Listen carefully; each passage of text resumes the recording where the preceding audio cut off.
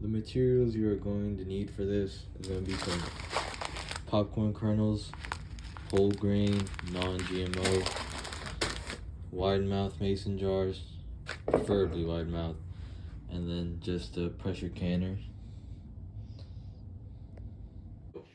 Today we're going to be teaching y'all how to make mushroom grain spawn using corn.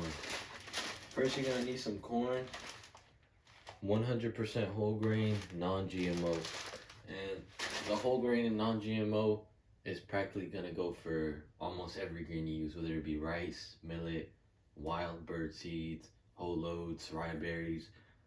I'm even not, if not most, all of them, you will have to get whole grain, non-GMO. That's very important. So we're going to be making 3 bags today.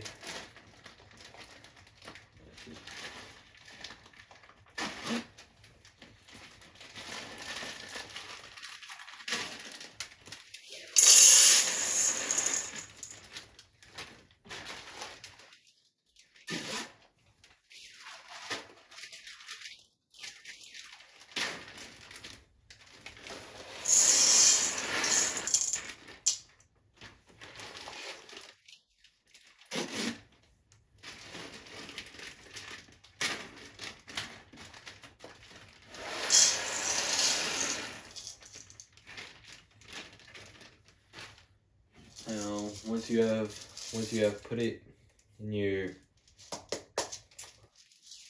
shit, my fault.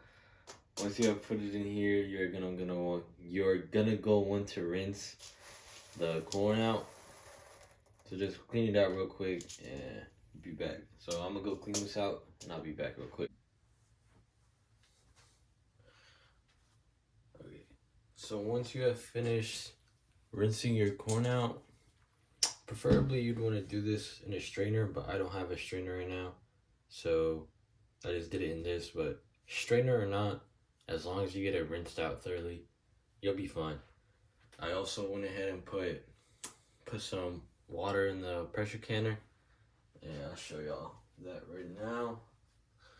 So you'd want to put about a little, maybe about, I'd say about 2 inches more than however much the corn fills up, because you don't want to underfill, but you don't want to overfill. But at the same time, it's always better, in my opinion, it is always better to put more than too less, because popcorn, when it gets hydrated, it gets about double, maybe even triple its size, I'd say.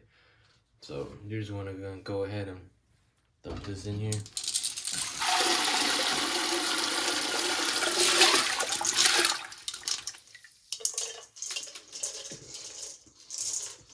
Scoop up the rest of the corn that got stuck to here.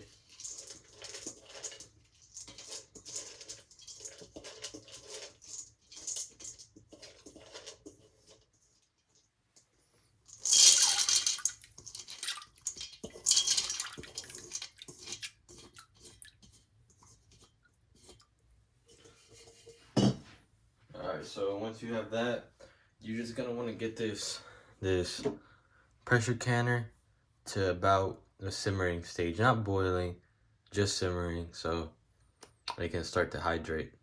And I'm also gonna add about a tablespoon of gypsum real quick. So I'm gonna go ahead and add about a teaspoon of some gypsum real quick. You could also use coffee grounds, or you can use nothing. This just adds a little bit of nutrients to your grain spawn, which will benefit them in the long run. I'm gonna add a tiny bit more.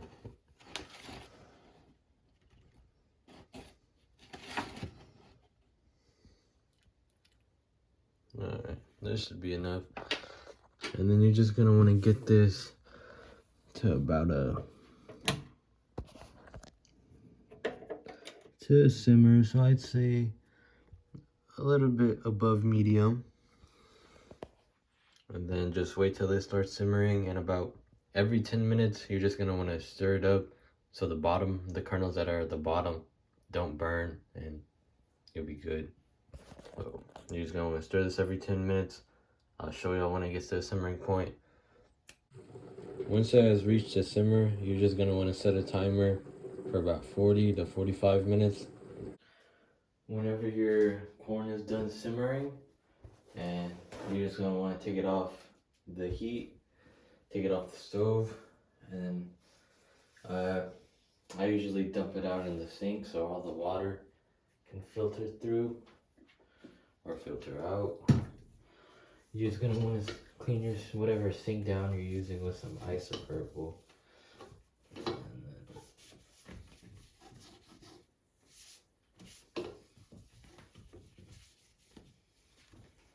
Alright.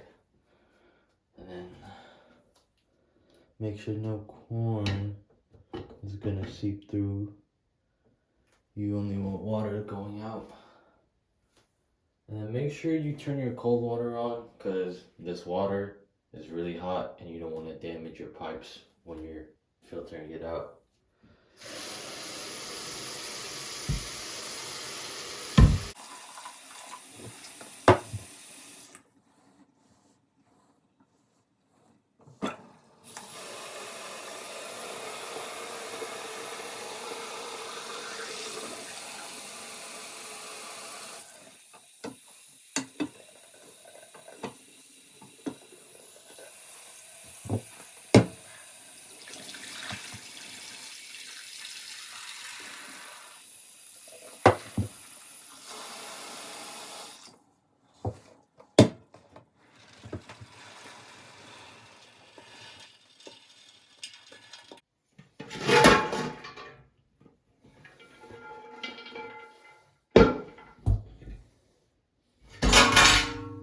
Alright, and then when you're at this point, you're just gonna want to flatten everything out.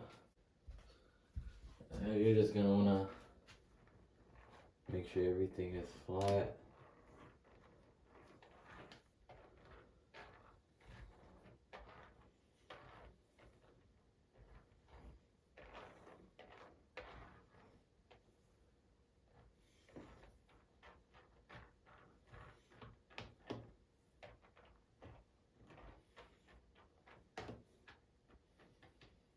And you're just gonna want to let this sit for about 45 minutes, but make sure about every 10 minutes you're stirring it so it can all evenly cool. So now that the corn has done cooling down in the sink, what I like to do is I like to go through the kernels and make sure there's no rotten ones, because for a little further along the line, when the mycelium is taking over, those rotten ones could lead to contam.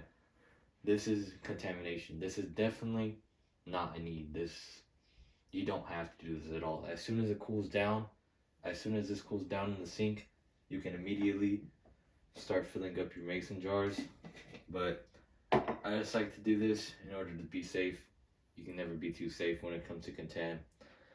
So basically you're just gonna want to look through here, make sure there's no rotten ones. It might take a while. This one's kind of messed up, so just toss this man out and just look through them, make sure everything's okay.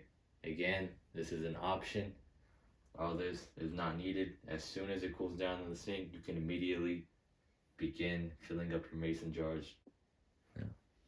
Now, a good way to make sure your corn is done cooling down and it has absorbed all that moisture is to get tissue paper, toilet paper, whatever, and then just grab some kernels, put it on here, and wait about 5 to 10 seconds. I'd say just let it wait there.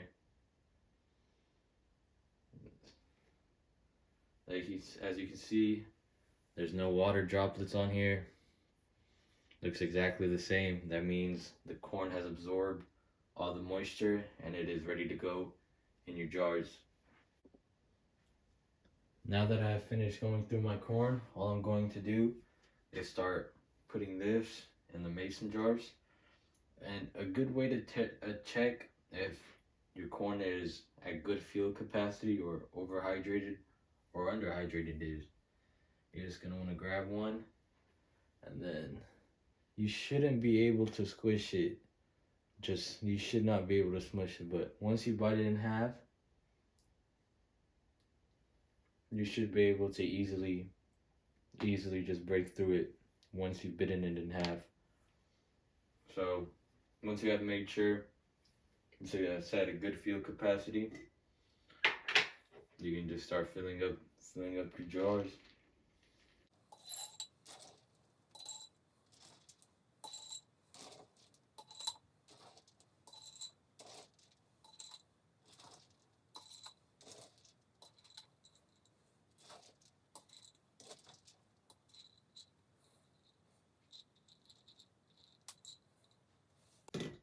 I like to get my jars to about this point right here, so there's still room left to break and shake. And it's still pretty full in my opinion, but it's still good enough to shake up when needed. So when filling up your jars, I like to go to about right above the K, so that still leaves room up here for you to break and shake, and it's not too compact. So right above the K, that's a good limit to stop your corn or whatever grain you're using, in my opinion. So once you have put your corn in your jars, you're going to want to put 3 quarts of water in your pressure cooker, or depending on the size of your pressure cooker, a bit less. I'll show you what this looks like in a second, just to give you a look of what it looks like. I am using the lids that I have made here at home, but if you don't have access to lids like this, you can use the lids that come with the mason jars, and you can just flip it upside down and then just screw it on like that.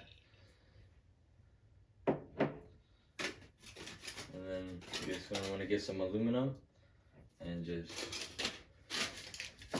put it on tight. This will prevent any water from going onto the filter and just messing with the filter and all.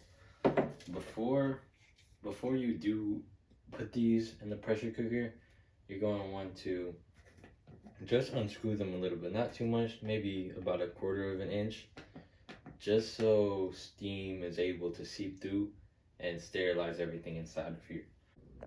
So I was editing the video and I realized you couldn't really see how to keep your jars a little bit unscrewed. So this is about fully closed. It's not gonna budge.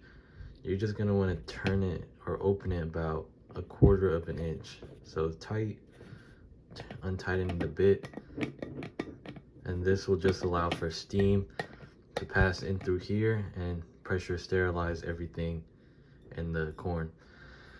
So let me show y'all the pressure cooker real quick.